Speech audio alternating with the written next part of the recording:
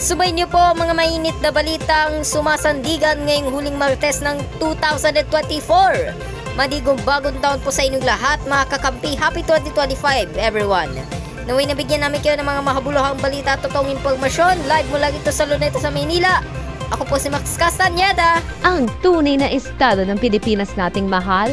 Sa ngalan ni Jill Solis at Charlie Cortez, ako po si Cassandra Gaynanod. Hanggang bukas mga kakampi, Happy New Year!